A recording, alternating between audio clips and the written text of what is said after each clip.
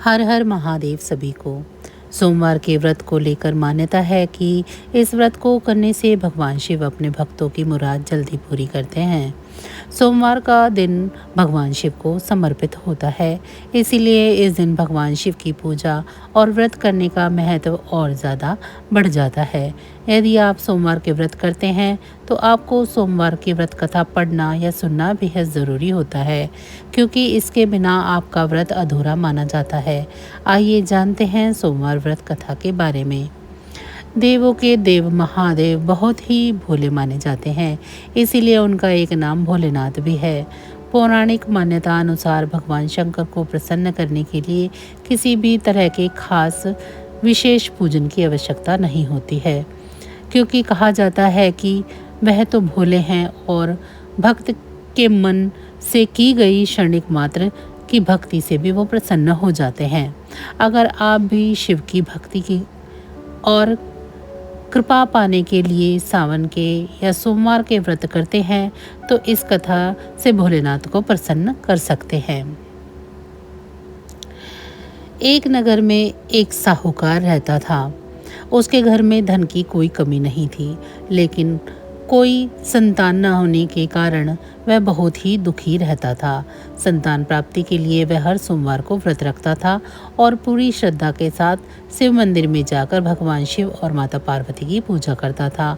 उसकी भक्ति को देखकर एक दिन माता पार्वती प्रसन्न होकर भगवान शिव से साहूकार की मनोकामना पूर्ण करने का निवेदन करती हैं।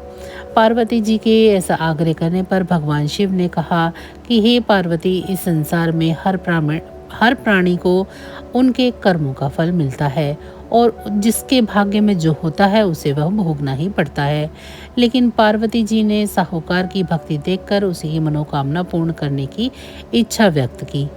माता पार्वती के आग्रह पर शिव जी ने साहूकार को पुत्र प्राप्ति का वरदान तो दे दिया, लेकिन उन्होंने बताया कि यह बालक केवल 12 वर्ष तक ही जीवित रहेगा। माता पार्वती और भगवान शिव की बातचीत को साहूकार सुन रहा था, इसीलिए उसे ना तो कोई इस बात की खुशी हुई और ना ही दुख। वह पहले की भांति शिव जी का पूजन करता रहा। कुछ समय के बाद साहूकार की पत्नी ने एक पुत्र को जन्म दिया। जब वह बालक 11 वर्ष का हुआ तो उसे पढ़ने के लिए काशी भेज दिया गया। साहूकार ने पुत्र के मामों को बुलाकर उसे बहुत सारा धन देते हुए कहा कि तुम बालक को काशी विद्या प्राप्ति के लिए ले जाओ। तुम लोग रास्ते में यज्ञ कराते जाना और ब्राह्मणों को भोजन दक्षिणा देते हुए जाना। दोनों मामा भांजे इसी तरह यज्ञ कराते और ब्राह्मणों को दान दक्षिणा देते हुए काशी नगरी की ओर निकल पड़े।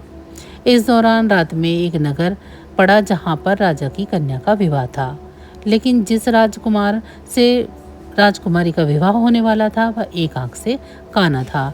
राजकुमार के पिता ने अपने पुत्र को काना होने की बात को छुपाने के लिए सोचा, क्यों न मैं साहूकार के पुत्र को दूल्हा बनाकर राजकुमारी से विवाह करा दूं।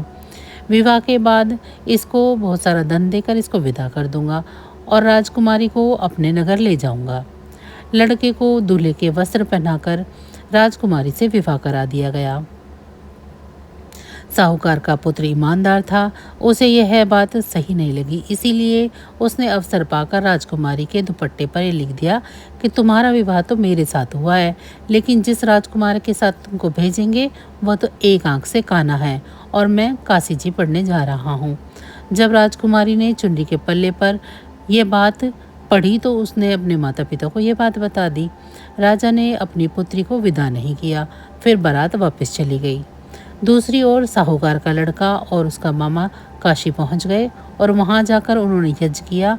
जिस दिन लड़का 12 साल का हुआ उस दिन भी उन्होंने यज्ञ का आयोजन रखा हुआ था।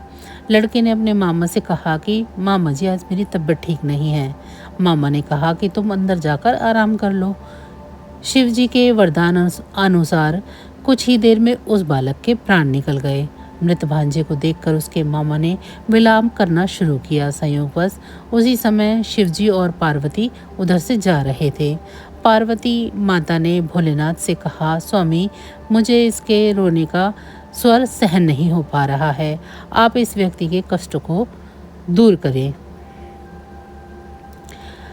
तब शिवजी ने मृत बालक के समीप जाकर देखा तो वे बोले कि यह तो उसी साहूकार का पुत्र है जिसे मैंने 12 वर्ष की आयु का वरदान दिया था। अब इसकी आयु पूरी हो चुकी है। लेकिन मात्र भाव से विभोर माता पार्वती ने कहा कि हे महादेव, आप इस बालक को और आयु दो, अन्यथा इसके वियोग में इसके माता पिता भी तड़प तड़प कर मर जाएंगे। माता पार्वती के पुनः आग्रह करने पर भगवान शिव ने उस लड़के को जीवित होने का वरदान दे दिया। शिव जी की कृपा से वह लड़का जीवित हो गया। शिक्षा पूरी करके लड़का मामा के साथ अपने नगर की ओर वापस चल दिया। दोनों चलते हुए उसी नगरी में पहुंचे जहां उस लड़के का विवाह हुआ था। उस नगर में उन्होंने यज्ञ का आयोजन किया। उस लड़के के ससुर ने उन्हें पहचान लिया और महल में ले जाकर उसकी बड़ी खातिरदारी की और अपनी पुत्री को उसके साथ विदा कर दिया। इधर साहूकार और उसकी पत्नी भूखे प्यासे रहकर बेटे की प्रतीक्षा कर रहे थे। उन्होंने प्रण कर रखा था कि यदि उन्हें अपने बेटे की मृत्यु का समाचार मिला तो वह भी अपने प्राण त्याग देंगे। परंतु अपने बेटे को जीवित देखकर वे बेहद ही प्रसन्न हुए। उसी रात भगवान शिव ने साहूकार के स्वप्न में आकर कहा कि हे श्रेष्ठ जी, मैंने तेरे सोमवार के व्रत करने तथा व्रत कथा सुनने से प्रसन्न होकर तेरे पुत्र को लंबी आयु प्रदान की है। इसी प्रकार जो कोई भी सोमवार का व्रत करता है या इसकी कथा को सुनता या पढ़ता है, उसके सभी दुख दूर होते हैं और सभी मनोकामनाएं पूरी होती हैं। तो बस आज की जानकारी इतनी ही थी। फिर मिलेंगे हम आपको ऐसी ही किसी अन्य जानकारी के साथ अगली वीडियो में। तब तक अगर आपको हमारी ये कहानी अच्छी लगी है तो वीडियो को लाइक करें। चैनल को अभी तक सब्सक्राइब नहीं किया है तो चैनल को सब्सक्राइब कर लें और कमेंट बॉक्स में हर हर महादेव ज़रूर लिखें। भगवान भोलेनाथ की कृपा दृष्टि आप सभी पर सदैव बनी रहे। इसी के साथ आप सभी का बहुत बहुत धन्यवाद। नमः शिवाय।